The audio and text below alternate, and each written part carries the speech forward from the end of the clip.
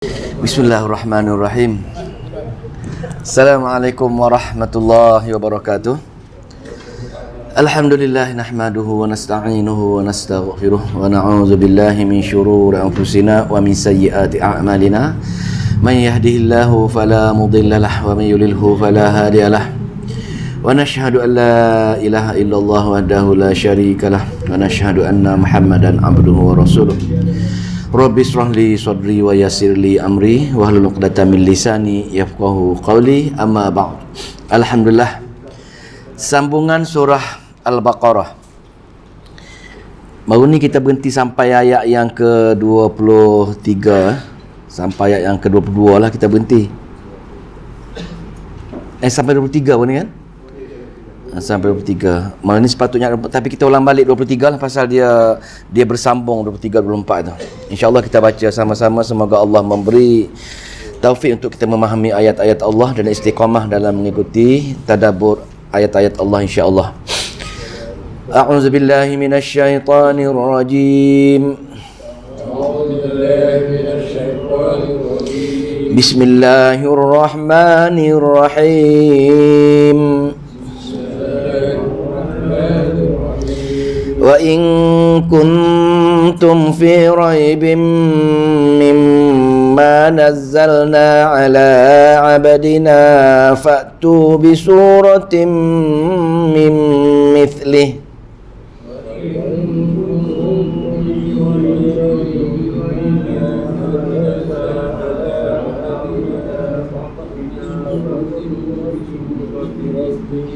وَادْعُوا شُهَدَاءَكُم مِّن دُونِ اللَّهِ إِن كُنتُمْ صَادِقِينَ.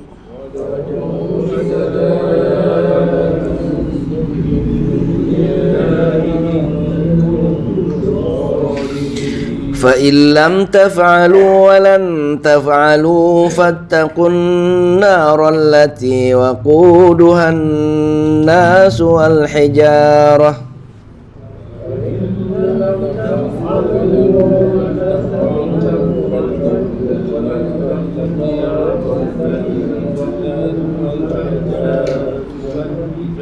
أُعِدَّتْ لِلْكَافِرِينَ.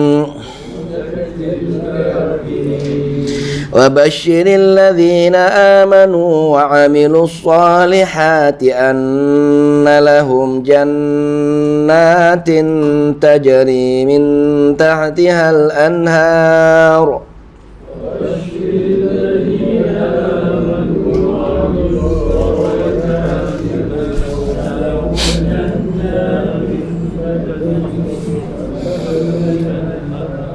كلما رزقوا منها من ثمرة رزقا قالوا هذا الذي رزقنا من قبل وأتوا به متشابها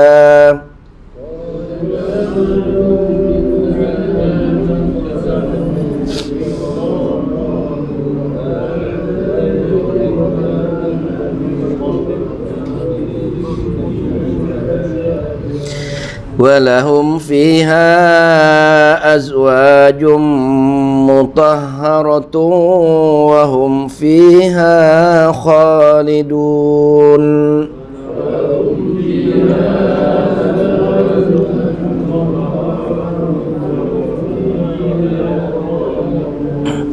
Alhamdulillah. Siri sebelum ini kita dah tengok dah bagaimana ayat dari segi dakwa surah, iaitu ya ayyuhan nas u'budu rabbakum, wahai semua manusia, hendaklah kamu puja sahaja Allah, hendaklah kamu bergantung harap sahaja dengan Allah, tidak kepada selain daripada Allah.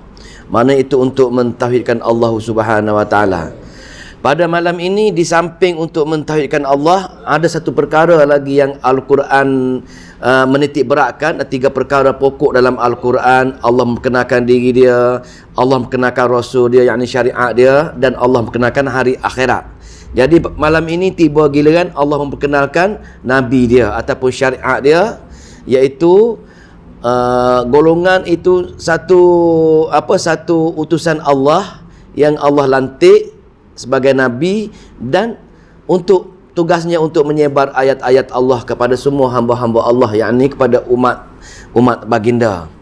Dan ayat yang ke-23 kita dah baca dah secara 23 kita dah baca dah baru minggu lepas, iaitu kegagalan golongan-golongan yang degil, iaitu golongan Arab jahiliyah. Mereka tidak mempercayai yang Allah mengutuskan Nabi Muhammad sebagai rasul. Mereka mengatakan, kenapa tidak melantik orang lain yang lebih power, yang lebih ada ilmu, yang lebih golongan bangsawan, yang lebih kaya sebagai rasul untuk baca ayat-ayat Allah. Lantaran mereka menolak kenabian Nabi, maka dalam masa yang sama mereka menolak kitab yang dibawa oleh Nabi, yakni kitab Al-Quran.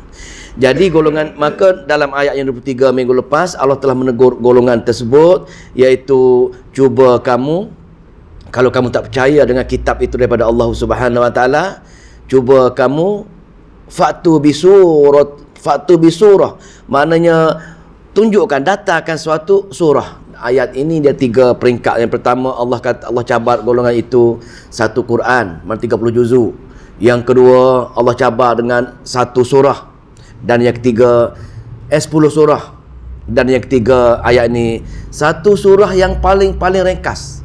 Surah yang paling ringkas dalam Al-Quran berapa ayat? Ada 3 ayat dah.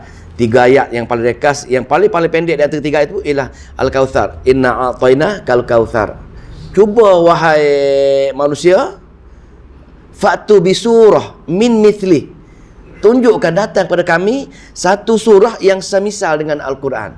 Semisal dengan Quran ialah kehebatan bahasa Al-Quran, kehebatan inti Al-Quran. Ada 3 perkara lah. Allah perkenalkan diri dia, Allah perkenalkan Nabi dia, dan Allah perkenalkan akhirat tadi. Cuba datang 3 perkara tersebut.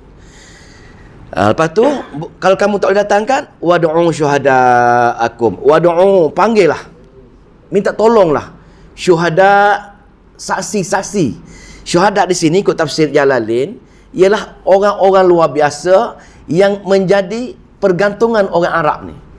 Maknanya di kalangan sesembahan dia, contoh di kalangan roh-roh wali dia, dalam bentuk berhala tersebut, dalam bentuk malaikat-malaikatnya, dalam bentuk jin-jinnya, panggil siapa saja. Wad'u syuhada'akum, panggil mereka semua dan bantu kamu untuk buat satu surah sebanyak 3 ayat tersebut.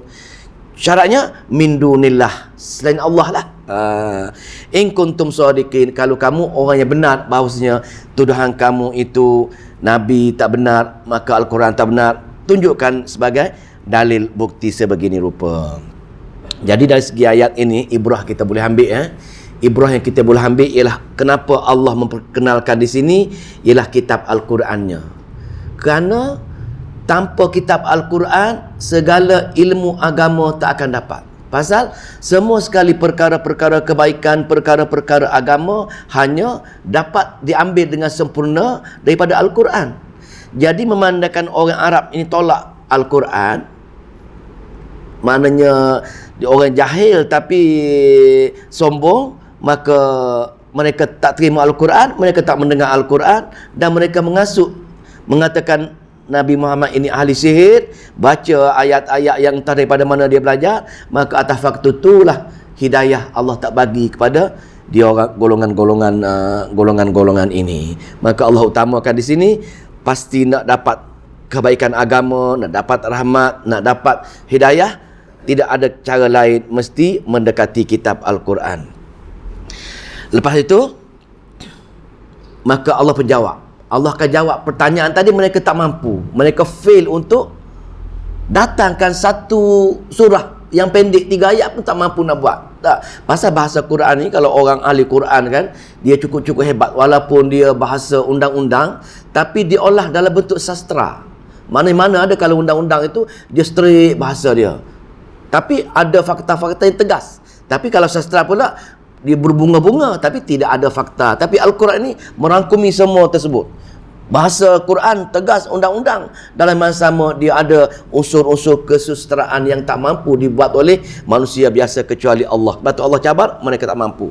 Maka ayat berikutnya, yang kita baca ni, ayat baca malam ni, fa illam taf'alu, maka kalau kamu tak, mana tadi? Fa illam taf'alu, maka jika kamu tak dapat keluarkannya, jika kamu tak dapat buat, jika kamu tak buat, walan taf'alu, memang kamu tak dapat buat. Tengok Allah penegasan dia.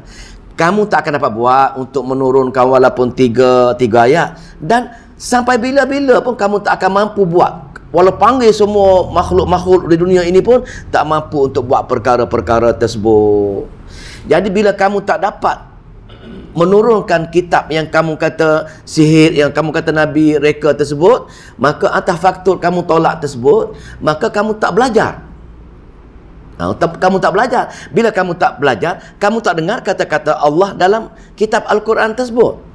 Maka bila kamu tak dengar kata-kata Allah tersebut, kamu dalam keadaan kesesatan yang nyata. Maka untuk kamu, maka untuk orang-orang yang macam ini untuk orang Arab. Untuk kita pun, kalau kita tidak berusaha nak duduk dalam kelas-kelas bertadabbur Al-Quran, tak dengar kata-kata Allah. Bila kita tak dengar kata-kata Allah, segala amalan kita, segala akidah kita akan bercanggah dengan arahan Allah dalam kitab dia. Pasal kita samar. Yang mana satu arahan Allah, yang mana satu bukan arahan Allah. Bila kita tak belajar, kita pakai buah ala kadar saja. Jadi untuk golongan ini Allah kata, apa dia? Fattaqun nar, takutlah dengan neraka jahanam. Allah mengancam, ayat takhwif ukhrawi, fattaqun nar, kepada sesiapa yang malah nak memahami ayat-ayat Allah, sesiapa yang malah nak beramal dengan ayat-ayat Allah, sesiapa yang jauh ayat Allah, maka isahlah wahai manusia, fattaqun nar, takutlah dengan api neraka. Di mana api neraka tersebut? Allati waquduhan nas wal hijarah, neraka yang mana yang di dalamnya manusia, allati yang waquduha, bahan bakarnya, annas wal hijarah, manusia dan batu-batu.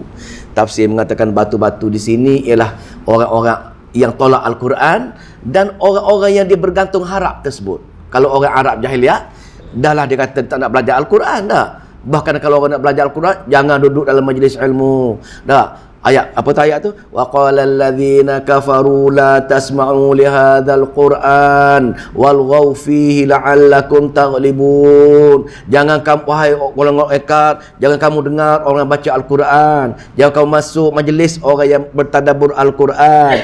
Dan kalau mereka masuk dalam majlis kamu sebut, buatlah bising supaya mereka tak dapat faham Quran tersebut. Ini apa dia? Bisikan-bisikan syaitan.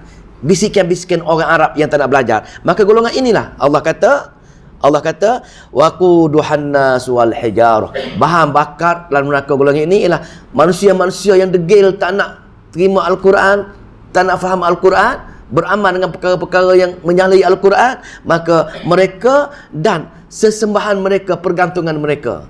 Pasal Al-Quran ini ceritakan ya ayuhan nas u'budu, ya ayuhan nas, masa sembah Allah, iyyaka na'budu wa iyyaka nasta'in, tiba-tiba ada pautan hati dia kepada selain daripada Allah. Maka kalau orang Arab dulu bentuk berhala-berhala, apa-apa sajalah. Maka kalau kita sekarang ni bentuk-bentuk hikmah, bentuk-bentuk perkara khurafat. Kita percaya dengan cincin sakti, dengan keris sakti, dengan apa itu semua bahan bakar api neraka jahanam, diletak sekali dengan kita yang bergantung harap dengan perkara-perkara tadi. Ini ancaman yang amat-amat menakutkan. Maka fattaqun nar allati waquduhan nas wal hijarah uiddat lil kafirin, telah disediakan untuk orang-orang yang ingkar. Neraka jahanam ini memang dah sedia dah sekarang ni, dah ada dah. Dia dah bakar, sedang dinyala dah. Tunggu masa orang-orang ingkar ini, orang-orang yang degil ini nak mati saja. Disedia, disuluk, dihalakan ke neraka jahanam, sebagaimana Fir'aun dan gerombolan di dalam surah Ghafir. Allah ceritakan mereka dibalik-balikkan, disuakan ke dalam api neraka jahanam sekarang ini sehingga kiamat nanti. Maka semoga Allah jauhi kita daripada golongan-golongan yang tidak nak, yang tolak, yang tak nak belajar, yang menangguh-nangguh untuk memahami ayat-ayat Allah Subhanahu wa taala. Maka itulah perumpamaan ayat 23-24 merupakan ayat zajrun, dipanggil ayat teguran Allah kepada orang-orang yang menolak tentang Al-Quran ini. Tetapi untuk golongan-golongan yang belajar, untuk golongan-golongan yang duduk dalam majlis ilmu, untuk golongan-golongan yang tak sombong dengan ayat-ayat Allah, dah tahu dah Quran daripada Allah, maka mereka golongan ini berusaha sedaya upaya untuk habis semua, hari-hari baca Quran, hari-hari bertadabbur Al-Quran, dan bila faham dia fikirkan, dia beramal dengan apa yang Allah ceritakan, maka apa yang Allah suruh dia buat, apa yang Allah larang dia tinggalkan. Tak, pasal apa? Pasal dia meyakini, kenapa kamu bangun tengah malam tahajud orang syok tidur? Demi Tuhanku. Itu dia jawab dia. Pasal rasa kasih, sayang, cinta itu dah menebal untuk Allah Subhanahu Wa Taala. Kenapa rasa kasih, sayang, cinta dengan Allah ada? Pasal hari-hari dia bertadabbur Al-Quran, dengar kata-kata Allah, dengar ugutan-ugatan Allah, maka setiap amalan dia buat, walau penat macam mana pun, dia rasa ini arahan Allah, ini suruhan Allah, maka atas faktulah untuk golongan ini Allah bagi khabar gembira. Ayat ini ayat dipanggil ayat tabsyir, ayat khabar gembira. Wabashiril ladzi, dan berilah khabar gembira na'amanu, kepada orang yang beriman. Wahai Muhammad, beri khabar gembira. Beri khabar gembira kepada orang yang beriman dengan Al-Quran, beriman dengan semua enam rukun iman tersebut, terutamanya Al-Quran. Pasal dia dah terima Al-Quran, baca Quran, diikut segala arahan-arahan Allah, tak buat perkara-perkara khurafat, maka itu beriman. Beriman dengan sempurna, sikit pun dia tidak ada tak terima ayat-ayat Allah. Beriman ini ialah iman 100%. Kalau tidak 100%, bukan beriman. Kita baca ayat sebelumnya dah. Kami telah beriman dengan Allah, beriman dengan hari akhirat. Allah jawab, kamu tidak beriman. Maka beriman, maknanya terima Quran. Yang kedua, bila beriman dengan Al-Quran, dia baca Quran, dia faham Quran, dia beramal dengan apa yang Allah suruh 100% semua sekali. Dan bila dia beramal, maka wa'amilus solihat, amalan-amalan dia sama dengan yang Allah cerita buat syariat dia. Mana-mana syariat yang bercanggah dengan Al-Quran, maka dia akan tinggalkan. Mana-mana yang Allah suruh sama, maka dia buat. Itu wa'amilus solih, amal soleh. Bukan amal amal banyak, semua orang beramal, tapi kadang-kadang amal mereka buat tak memenuhi tuntutan Allah. Allah tak redha amalan-amalan, walaupun baik, walaupun bagus, walaupun ada power, tetapi pasal bercanggah dengan arahan Allah, bukannya amal soleh, Allah tak akan terima amalan-amalan tersebut.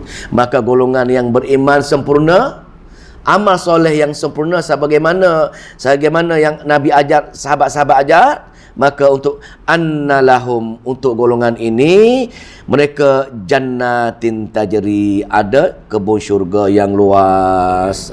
Bagi kebun syurga yang luas untuk golongan ini. Ini khabar gembira. Semoga Allah pilih kita lah. Dan ciri-ciri syurga tersebut dalam ayat ini ringkas, ayat sini, tajri min tahtihal anhar, di bawahnya mengalir sungai-sungai. Maknanya dalam ayat-ayat yang lain, cantiknya syurga memang kita tak mampu memikirkan akal kita, sekadar kita dengar kata-kata Allah. Setiap istana, setiap rumah, setiap bangunan dalam kebun-kebun dalam syurga ini, di bawahnya ada mengalir air sungai. Amat cantik, tak boleh fikir. Itulah maknanya. Dan dia dalam kawasan yang amat luas, dalam kebun syurga yang luas, amat cantik, dengan perhiasan-perhiasan, dipenuhi dengan pengawal-pengawal kita, dipenuhi dengan bidadari-bidadari, khodam-khodam kita, penuh. Kita merintah, kita raja di istana kita dalam syurga.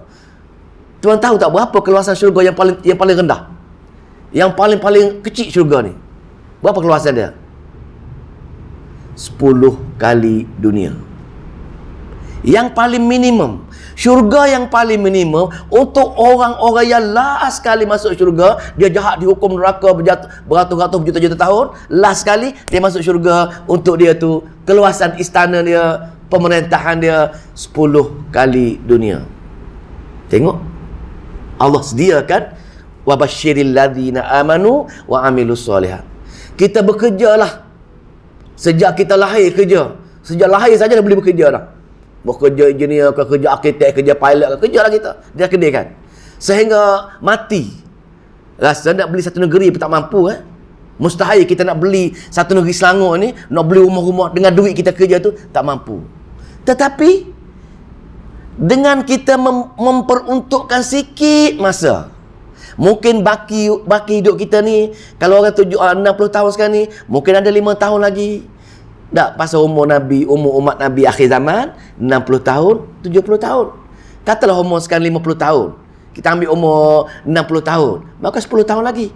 Dengan baki masa yang dia ada 10 tahun tersebut, kalau dia menumpukan sikit perhatian, duduk hari-hari baca Quran, dengar Quran, faham Quran, dan ikut arahan dia, malam-malam tahajud, zikir pagi, zikir petang, berdoa banyak-banyak, baki sikit masa, mungkin 5 tahun, mungkin 10 tahun. Tapi tengok, Allah offer 10 kali dunia tempat tinggal kita. Tapi syaitan akan datang. Jangan share. Itulah syaitan. Dia tak nak kita duduk dalam syurga sebagian indah, sebagian hebat. Pasal apa? Pasal itulah dia musuh nombor 1 kita. Tapi kita rasa dia kawan kita. Boleh? Maknanya itulah bagi yang dah rasa tua atau muda, tak kisah tua ke muda. Tapi sayang kalau kita tolak peluang yang Allah khabar gembira untuk kita, merebut peluang yang amat indah ini. Cuba semoga Allah pilih kita, keluarga kita, kawan kita, termasuk yang Allah bagi rahmat untuk mengambil peluang dapat syurga yang minimum 10 kali dunia ini. Lepas tu dan apa dalam syurga? Ini rekah ayat dia. Kullama ruziqu minha min samaratin rizqa Kulu ruziku minha, dan dalam syurga itu Allah kaitkan sini dengan setiap kali mereka diberikan satu rezeki buah-buahan syurga, maka inilah yang telah diberi kepada mereka ini. Qalu hadzal ladzi ruziqna min qablu wa utu bihi mutasyabiha. Allah buat ayat ini ialah setiap kali mereka diberi satu pemberian rezeki dari segi buah-buahan syurga. Allah buat contoh buah-buahan. Kenapa buah-buahan? Kena ingat, syurga ini dia tidak ada lapar, tidak ada dahaga, tidak ada letih, tidak ada penat, tidak ada mengantuk, tidak ada segala-galanya. Segala bergembira. Enjoy dengan bergembira siang malam, bergembira aja. Pasal Allah dah nak mengembirakan. Kenapa nak mengembirakan? Pasal kerana penat kita atas dunia ini. Kita berkorban atas dunia untuk Allah. Jadi di syurga Allah tak penat walaupun kita sesaat berduka cita lagi. Jadi Allah bagi makan buah ini untuk apa? Untuk merasai keenakan je. Setiap kali satu jenis buah-buahan syurga itu, mereka berkata, apa dia? Hadzal ladzi ruziqna min qablu wa utubihi mutasyabiha. Atas dunia dahulu pun dia kata, kami dah rezeki dah makan buah yang serupa ini. Nampak tak sekarang ni? Maknanya sini ahli tafsir mengatakan buah-buah dalam syurga ini walaupun kita tak pernah jumpa atas dunia ni. Kalau tiap-tiap hari kita makan pisang yang Cikgu Lam bawa dah, pisang berangan Cikgu Lam bawa tu, tiap-tiap subuh dibawa dua sikat. Jadi dalam syurga kita akan jumpa balik. Tetapi pisang dalam syurga, walaupun pisang, tapi rasa lain, bau lain. Setiap kali telan, dia akan berubah rasa, berubah bau. Selama-lamanya. Tengok hebat. Tak mampu dipikir. Jangan fikirlah. Dengar saja Allah kata. Tak mampu fikir pun. Setiap kali kita suat, rasa lain, bau lain, sedap lain. Makin hari makin sedap, makin hari makin sedap. Sehingga bila? Sehingga selama-lamanya. Kalau kita makan dunia ini, kita makan apa? Kita makan buah-buah. Buah durian dah. Mungkin biji yang pertama tu, syok lagi makan. Makan musangking. Sedap pertama. Tapi buah yang kedua tu, dah mula menurun. Kalau orang mengaji ekonomi dipanggil nilai faedah sup yang semakin bertambah kurang.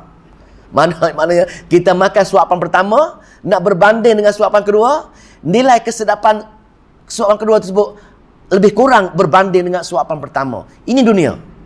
Kita rasa sedap, tapi nilai suap tu berbeza. Tapi buah di syurga tak ada. Allah kata, bau makin sedap, rasa makin sedap, suasana makin... Itulah buah-buah dalam syurga. Semoga Allah pilih kita lah. Nak makan buah apa semua ada. Niat saja dia tu mari. Masya Allah. Rebutlah peluang. Masih terbuka. Peluang masih terbuka. Syurga ini amat luas. Kenapa syurga amat luas? Kenapa neraka amat sempit? Kerana sebahagian kecil manusia masuk syurga, sebahagian besar manusia masuk neraka. Wala aksarun nasi la ya'lamun, wala aksarun nasi la yaqilun. Sebahagian besar manusia tak boleh berfikir, sebahagian besar manusia masuk alam neraka. Betullah syurga besar sangat. Sebab itulah satu orang tu boleh kontrol 10 kali dunia. Besar sangat benda tu. Maka ambillah peluang, rebutlah peluang. Mana ayat mana tadi? Semisal dengannya walahum fiha, ini untuk buah-buah tu. Buah-buah, makan-makan, minuman semualah. Ayat lain kita jumpa lah, bidadari, suak kita semua sekadar yang tu. Yang ni tak satu betul.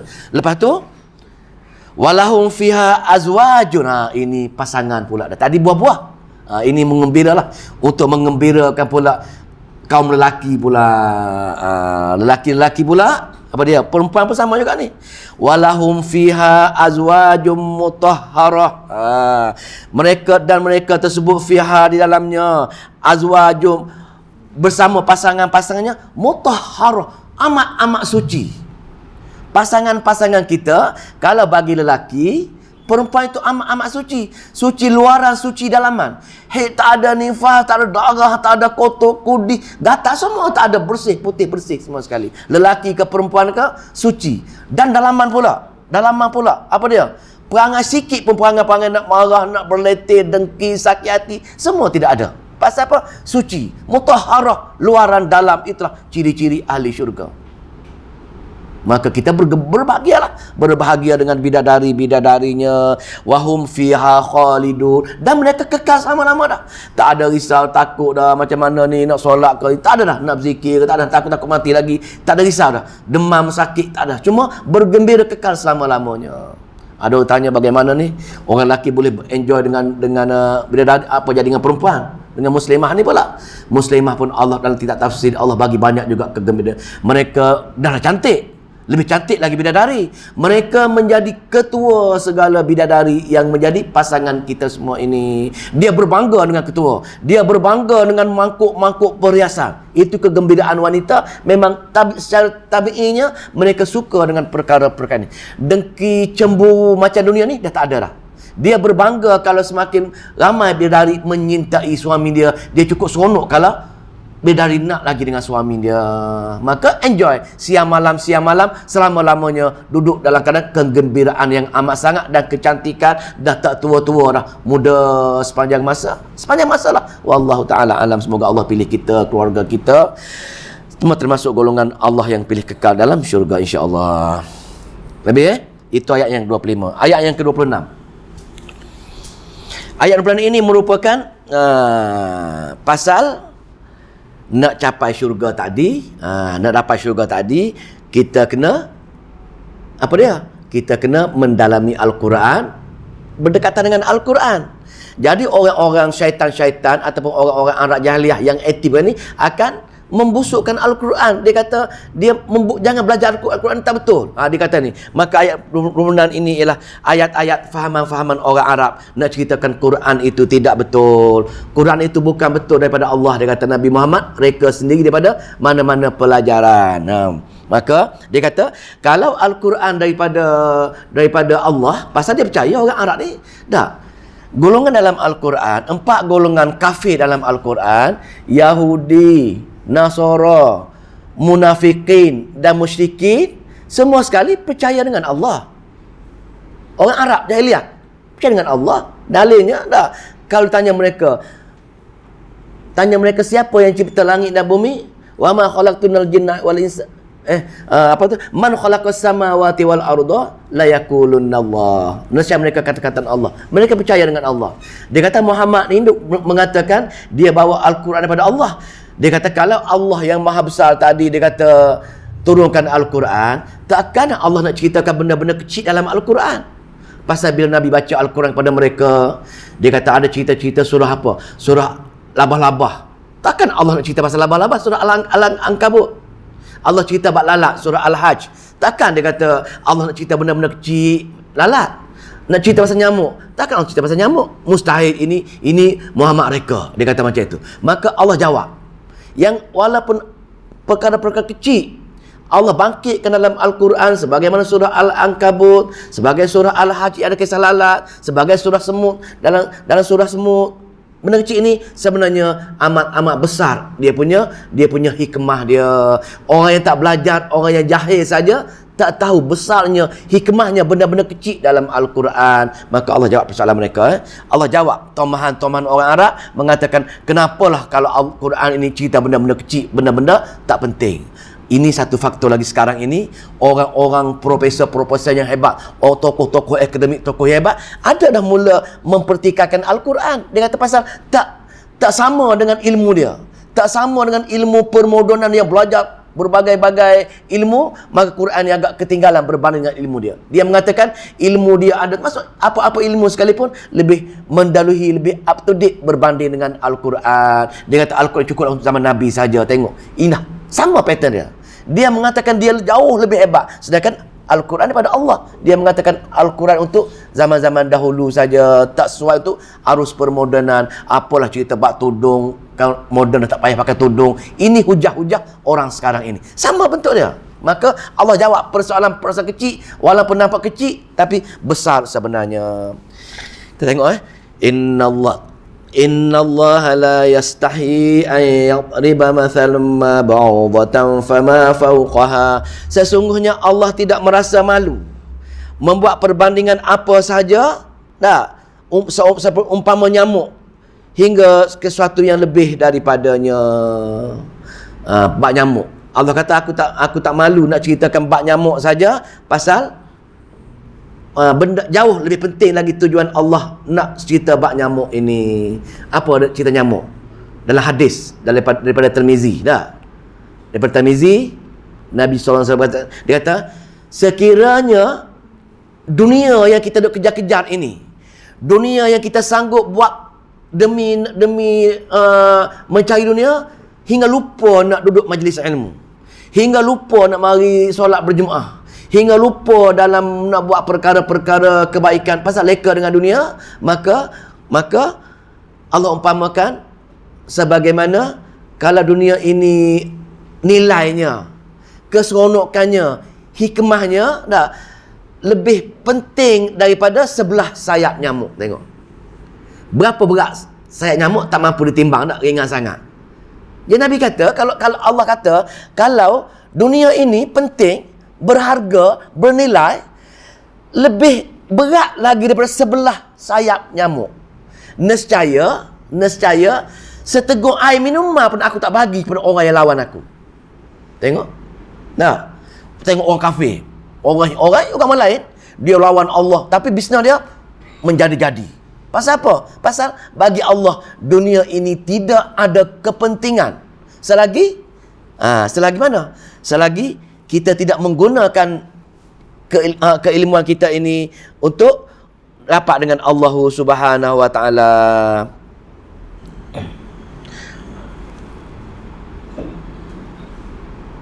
Dalam ayat lain ada ni, kita baca ayat Al-A'raf, tak baca lah sempat itu.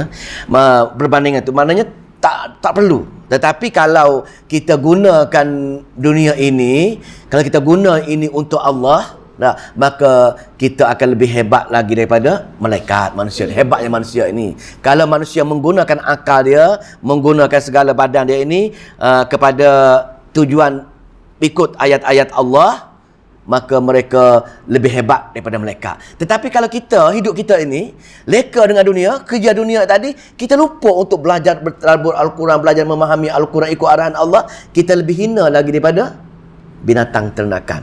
Berat tu ya. Ulaika kal an'am balhum adallu. Mereka tak ubah seperti mana binatang ternakan, bahkan lebih hina lagi daripada binatang ternakan. Maka manusia umpama apa? Umpama bukan binatang ternakan lah, gajah ke, rimau ke, lebih teruk lagi khinzir ke, marah kita kata. Bila Allah mengatakan kita lebih hina lagi daripada binatang ternakan, pasal apa? Pasal kita tak guna akal kita ini, masa kita ini untuk ingat ayat-ayat Allah Subhanahu wa taala. Kita akan jadikan sehina-hinanya. Tapi dalam masa yang sama, bila kita guna, kita akan jadi setinggi-tingginya. Maka dalam ayat lain kan, lahum qulubul la yafqahuna biha walahum ainun la yubsiruna biha walahum adhanun la yasma'una biha. Mereka ada telinga, tapi telinga dia guna untuk benda lain, dengar perkara lain. Mereka ada mata, mata diguna tengok sukan ke tengok itu, tengok tak tengok Quran. Apa lagi? Mulut ada tapi bicara benda lain. Semua sekali dia guna anggota badan ini untuk selain daripada Al-Quran. Maka Allah kata golongan ini sehina-hinanya nanti. Maka semoga Allah pilih kita lah termasuk istiqamah, ajak keluarga kita duduk dalam majlis ilmu. Dan kalau tak datang pun kita balik nanti cerita dengan dia ayat-ayat macam ni, baca ayat 25 ni, cuba ingat balik terjemahan dia, tengok balik. Maksud dia tak lari, maksud dia sama ya. Maka dah macam tu fa ammal ladzina amanu, cuma kalau orang tu beriman. Kalau orang itu ada iman, orang itu diberi kesedaran oleh Allah untuk beriman. Maknanya percaya dengan Al-Quran, Quran ini merupakan kebenaran, maka faya'lamuna annahu al-haqqu min rabbihim, maka mereka akan menggunakan kebenaran-kebenaran walaupun perkara-perkara kecil, tapi mereka akan mengambil pertimbangan dia. Contoh apa dia perkara kecil? Kalau Allah cerita bab lalat, surah Al-Hajj lah. Allah nak cerita lalat ini ialah betapa hebatnya Allah, betapa rendahnya pergantungan golongan-golongan Arab jahiliah. Dia kata, bila berhala tadi, lalat pergi hinggap kacau dia pun, dia tak boleh tampar lalat tersebut.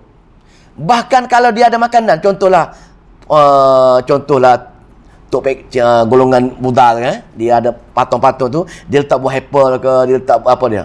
Letak apa-apalah dalam tokong tu, lalat pergi hurung tu. Dia tak mampu halau. Tak lalat. Maknanya betapa rapuhnya pergantungan kepada sesembahan tersebut. Tapi kenapa mereka tak bergantung dengan Allah? Nak ceritanya betapa hinanya orang-orang yang tak yakin dengan Allah. Dah tahu dah Allah, Quran, kitab Allah, tidak usah nak belajar, sanggup ikut yang lain. Betapa hinanya pergantungan mereka itu. Begitu juga dengan cerita apa lagi? Surah Al-Ankabut. Kisah betapa rapuhnya rumah. Betapa rapuhnya pergantungan. Rumah ini bila rumah kosong ini, bila dia tak ada orang, tak ada tuan rumah, maka labah-labah akan masuk buat sarang. Labah-labah rasa, cukup kuat dah ni istana dia ni, dengan jaringan dia, datang binatang kecil lekat, boleh dia makan. Dia rasa kuat istana tadi. Tapi datanglah tuan rumah balik rumah dia tadi, dia ambil sebatang lidi ya, perut sapu, habis, hancur, berkecai sarang-sarang labah tadi. Begitulah Allah nak ceritanya betapa pergantungan dengan Allah saja yang cukup-cukup kuat, pergantungan pada selain Allah tidak ada nilai sedikit pun. Jadi orang yang beriman ambil perkara ini. Sama juga dengan diri kita. Diri kita ni hebat, kacak, handsome dah. Tapi kalau Quran tidak ada dari kita, Quran hanya baca aja, baca Quran, tapi nilai-nilai kebaikan-kebaikan Al-Quran, pengajaran-pengajaran Al-Quran, arahan-arahan Allah dalam Al-Quran, kita tak faham. Maka ketika itu, siapa ganti? Maka syaitan akan masuk. Syaitan akan masuk dalam diri kita ni. Pasal apa? Menjadi rumah dia. Pasal kita kosong. Maka begitulah rapuhnya. Maka nak selamat, nak keluarkan syaitan, bagaimana cara dia? Quran je. Nampak tak? Betul tak betul, percaya tak percaya? Masih macam ragu. Wa may ya'shu an dzikrir rahman nuqayyid lahu syaitana fa huwa lahu qarin. Sesiapa yang tak nak mengambil pengajaran Al-Quran, yakni sesiapa yang tak faham apa yang Quran ceritakan, maka Allah hukum dia dengan letak syaitan dengan dia, menjadi teman setia dia. Itu dalil dia. Patut ya ayat lain, faqayyad lahum qurana, maka mereka beribu-ribu syaitan menjadi beribu-ribu dah ramai sangat. Fazayyanu lahum baina aydihim wa ma khalfahum, dihiasi mereka tadi dengan hiasan-hiasan. Boleh Maka orang beriman akan ambil perkara-perkara ini, akan mengambil perkara-perkara yang walaupun kecil, tapi pergantungan sama Allah amat lemah sama sekali. Walau bagaimanapun, wa ammal ladzina kafaru, dan golongan-golongan yang engkar. Kafarun, jangan terima orang kafir ni. Kalau kita terjemahkan orang-orang kafir ni, semua kita tak kena atas kita. Kafaru dalam Al-Quran ialah satarul haqqa inada. Sesiapa yang tolak kebenaran Al-Quran kerana kedogilan dan kerana kesombongan, itu kafir ni. Kafir bukan Hindu, Buddha, bukan tu. Orang yang tolak Al-Quran kerana dia sombong, tak nak belajar Al-Quran, kata dia sudah pandai dah. Ini kafir. Dia tolak kebenaran. satarul haqqa inada. Mereka yang tolak kebenaran Al-Quran kerana kedegilan dan kerana kesombongan, itu dipanggil kafaru. Wa ammal lazina kafaru, mereka yang menolak Quran kerana kesombongan, maka dia tak belajarlah bertadabbur Al-Quran. Fayaqulu, mereka berkata, apa dia? Madza aradallahu bihadza masalah? Apalah Allah buat Quran cerita bab kecil-kecil saja? Itulah umpama dia.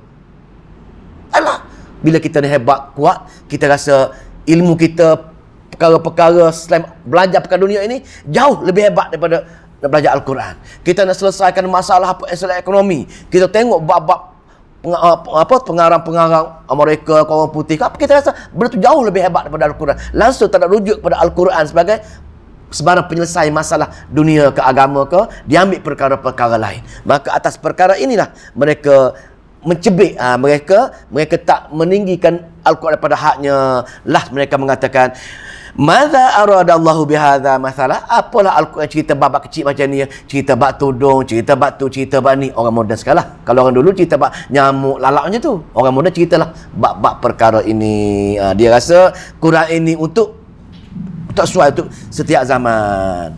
Tapi Allah jawab, jangan macam itu wahai hamba yang sesat, yang degil.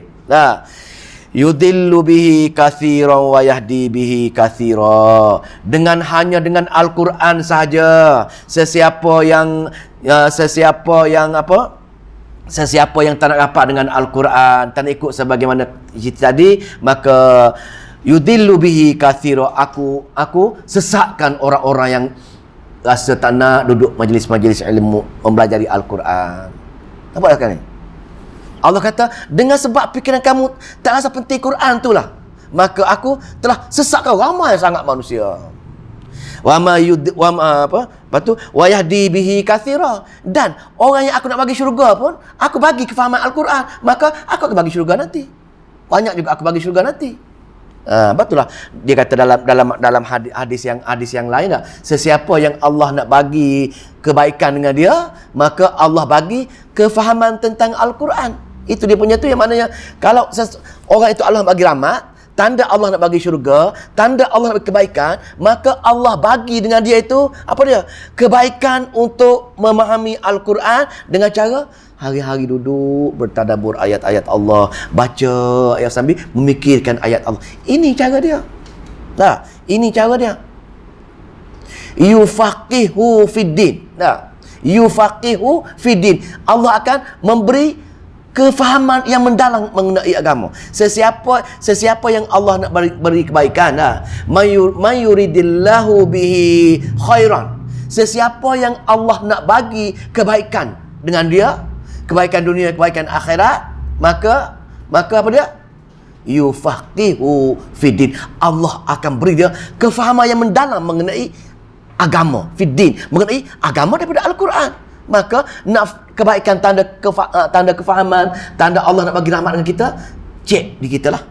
Adakah kita rasa menyesal tak pergi tadabbur Quran?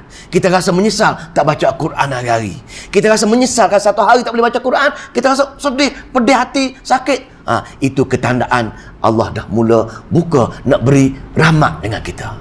Pasal ketandaan Allah nak beri rahmat, dia beri faqih, kebaikan, kefahaman mendalam mengenai agama, iaitu kita kenal Allah, kita kenal syariat, buat sunnah, tinggal bid'ah, dan kita nak pergi ke hari akhirat. 3 perkara. Allah kenalkan diri dia, iaitu tauhid.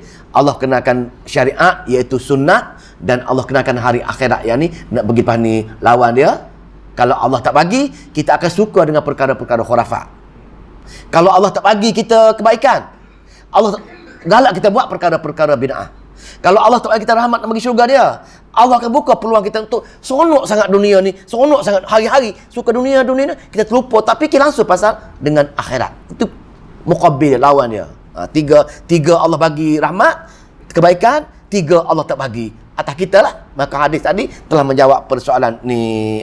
Maka kita cek, kalau kita rasa malas tersebut, cepat-cepat istighfar, cepat-cepat beristighfar kepada Allah, memohon dengan Allah, takut-takut dia sangkut tu, maka insya-Allah Allah akan buka balik untuk kita nak kembali balik kepada kitab Al-Quran, insya-Allah. Wama yudillu bihi, wama yudillu bihi, dan tidak disesat oleh Allah itu illal fasikin, kecuali orang yang melakukan dosa-dosa besar. Kenapa dosa besar? Dia tak nak orang duduk dalam majlis ilmu, dia satarul haqqa, dia membantah perkara-perkara tadi. Dia membantah tak nak belajar Al-Quran. Bila dia membantah ayat-ayat Al-Quran, segala dia bertukar di antara yang mana satu sunnah, yang mana satu bid'ah, yang mana satu tauhid, yang mana satu khurafat, mana satu dunia, mana satu akhirat. Dia keliru. Bila dia keliru, dia buat ala kadar saja. Bila buat ala kadar saja, maka masuk golongan yang Allah sebut tadi, iaitu mana ayat tadi? Dia melompat dah. Wa ma yudillu bihi illal fasikin, golongan-golongan yang fasik tadi. Ayat terakhir maknanya. Macam mengantuk semua ni. Tapi sepatutnya tajuk dia hingga 29, tapi kita baca ayat akhir lah. Habis itu, habis cita-cita macam itu. Orang yang jahil, itulah kedudukan dia. Orang yang alim, itulah kedudukan dia. Allazina yanquduna ahdallahi min ba'di mitsaqih. Ini Allah hurai. Allah hurai siapa dia? Ilal fasikin. Huraian kepada ayat 26 tadi. Wa ma yudillu bihi illal fasiqin, dan tidak disesatkan Allah kecuali orang yang berdosa, orang yang fasik. Orang yang fasik, apa dia ciri-ciri orang fasik? Nak kenal, takut-takut diri kita ni termasuk orang yang fasik. Kita rasa kita orang alim, rupa-rupanya kita fasik. Jadi Allah bagi tahu kita, wahai hamba, kalau diri kamu ada macam ini, kamu orang fasik. Jadi Allah bagi tahu kita ni. Maka kita dengar kata-kata Allah sekarang. Allah bagi tahu kita sekarang ini, iaitu allazina yanquduna ahdallahi min ba'di mitsaqih, iaitu orang-orang yang mencabuli. Orang fasik ialah orang yang mengubah, orang yang menolak perjanjian Allah sesudah ia diperteguhkannya. Apa dia ayat ni? Orang yang merombak, orang yang langgar perjanjian. Dia dapat perjanjian dengan Allah, tapi tiba-tiba dia rombak. Kita ini tuan-tuan yang muliakan, semasa Allah buat kita, kita ini tak ada. Kita mati tak ada lah. Tapi Allah adakan. Allah adakan dia buat dengan asbab. Mak bapak kita bersama, air mani, keluar darah seketul sekali, jadi baku, jadi beku darah, daging, jadi daging, menjadi baby. Bila menjadi baby, cukup baby tersebut 4 kali 40 hari. 40 hari, 40 hari, 40 hari, jadi 120 hari. Bagi dengan sebulan, bagi dengan 30, jadi berapa bulan? 120 hari berapa bulan? 4 bulan. Yang lain, yang tak mengantuk, segar boleh jawab. Yang lain tidur semua, sipir tak ingat dah. Maknanya 40 kali 4 kali 40 hari, 3 kali maknanya 4 bulan. 4 bulan lebih lah, pasal bulan Islam ni dia pendek tak? Maknanya baru Allah tiupkan roh untuk bagi nyawa. Setiap baby dia ada nyawa bila 40 kali 3 tadi. Maknanya cakup 4 bulan lebih, baby diberi nyawa dan ada perjanjian ke situ. Sebab tu kita ada fitrah. Kita lahir-lahir kita ada fitrah mengesahkan Allah. Dah ada dah. Setiap orang dah ada fitrah untuk mengesahkan Allah. Tetapi lahir saja, persekitaran dia yang mengubah dia bentuk jadi majusi ke Nasara ke, persekitaran luar dia yang mengubah bentuk daripada fitrah tadi. Itu agreement yang pertama. Agreement yang kedua, bila kita Islam, kita mengucap la ilaha illallah, tidak ada ilah melainkan Allah saja, Muhammadar Rasul, dan Muhammad itu ialah Rasul Allah. Itu ungkapan kita. Tapi kita mulut saja, tapi kita langgar. Itu maksud langgar. Dua tafsir tadi. Dua tadi itu orang-orang yang mencabuli, orang-orang yang menolak perjanjian Allah setelah dia perteguhkannya. Allazina yanquduna ahdallahi min ba'di mitsaqih wa yaqta'una ma amarallahu bihi an yusala wa yufsiduna fil ard ulaika humul khasirun. Maka dan memutuskan perkara-perkara yang disuruh Allah supaya diperhubungkan, dan mereka pula membuat kerosakan di muka bumi. Merekalah ulaika humul khasirun, merekalah sebenarnya orang-orang yang rugi. Allah suruh dah dalam tu diperteguhkan segala-segala fitrah, diperteguhkan segala 3 perkara tadi. Kalimah syahadat la ilaha illallah Muhammadar Rasulullah. Tapi pada bagaimanapun mereka memutuskan perkara-perkara tersebut. Mereka memutuskan atas perkara tersebut, dan dalam kehidupan mereka membuat yusala wa yufsiduna fil ard, mereka buat kerosakan atas muka bumi. Kerosakan bumi ialah Allah kata dia esa. Apa kerosakan dia? Orang buat syirik. Allah kata Nabi aku suruh buat amalan sunnah, dia buat perkara-perkara bid'ah. Allah kata dunia ini hanya perjalanan pergi akhirat. Aku uji dunia ni, tapi dia lupa akhirat, dia duk kejar dunia saja, lupa akhirat. Maka atas tiga perkara ni yang dia melakukan kerosakan dalam perjanjian dia. Maka inilah ketandaan orang-orang yang Allah tak beri kebaikan. Ketiga-tiga kebaikan ini ialah dalam Al-Quran. Pasal lantaran kita tak faham dah ni, maka kita buat perkara-perkara tadi, dia berkait balik. Maka syaitan pun dia adalah dia Allah hukum dia pasal tak mengaji benda ni, syaitan duduk dia bisikkan, maka bertukar gantilah syaitan mengganti malaikat yang membisik kita atas perkara-perkara ini. Maka ulaika humul khasirun, maka golongan inilah menjadi golongan yang amat rugi. Pasal rugi, pasal kehidupan kita ini akhirat baru bermula. Nah, akhirat baru bermula. Dunia ini untuk diuji, tapi tiba-tiba kita bagi prioriti pada dunia ni. Tinggal yang sana. Sedangkan yang kita duk kejar dunia ini pun macam kita tadilah, mustahil kita dapat sebesar syurga. Nah, sebesar 10 kali dunia nilai syurga. Maka kita duk kejar benda-benda ni hingga lupa. Kejar boleh digalakkan, tapi kita guna untuk jalan Allah itu lagi dia berkembang. Yang menjadi masalahnya, bila kita terkejar benda yang salah ini, maka kita amat rugi kerana tempat yang sebenar, kehidupan yang kekal selama-lama syurga kita tinggal. Kita tak guna usia kita baki 5 tahun, 10 tahun yang ada ini untuk Allah Subhanahu Wa Taala. Kita masih leka lagi dengan perkara-perkara dunia.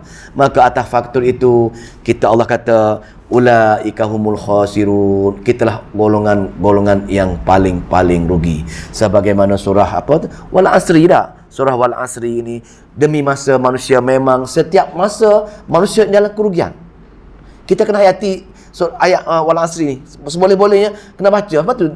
Disunatkan ada perjumpaan kita kena baca surah ni. Pasal surah ni mengingatkan kita jangan kita lalai leka tujuan hidup kita sebenarnya.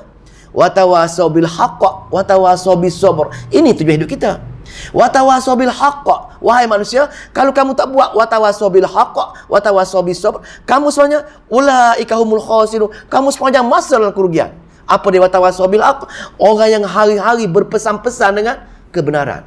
Hari-hari duk cerita ni. Hari-hari kita jangan buat tu, jangan buat ni, kena mentauhidkan Allah, kena buat sunnah, kena ingat akhirat. Ni 3 perkara pokok yang kena cerita. Hari-hari ulang. Tauhid, sunnah, akhirat. Sebab tu orang Arab kata Nabi gila. Cerita benda yang sama.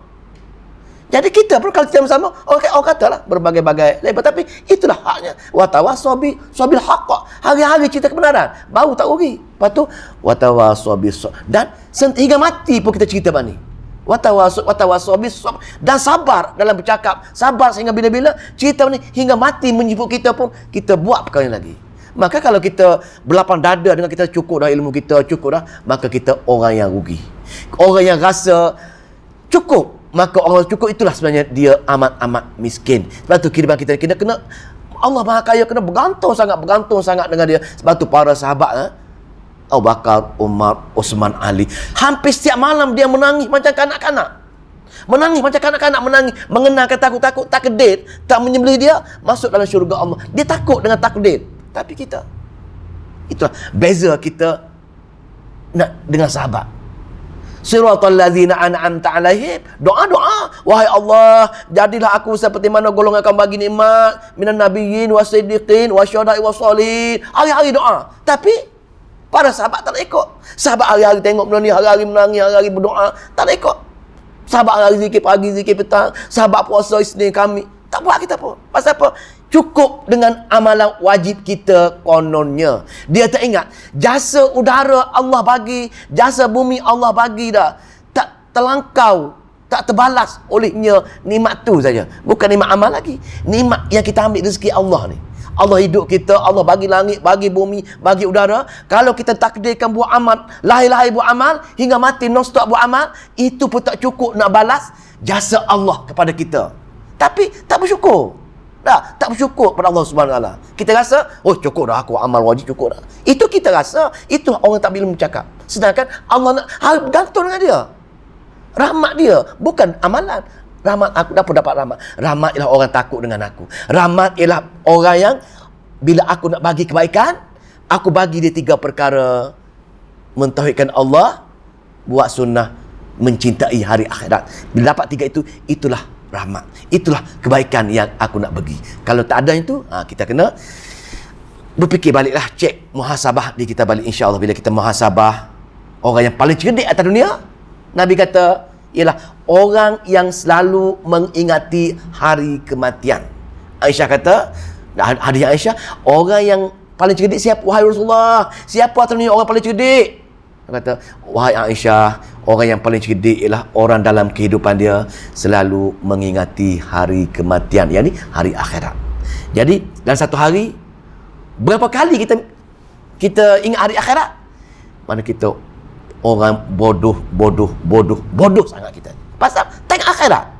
Lepas tu kita kena bertadabbur, ingat, takut. Itulah hebatnya. Ini kalam Rasulullah. Jadi bila kita tak percaya, kita meragu itu.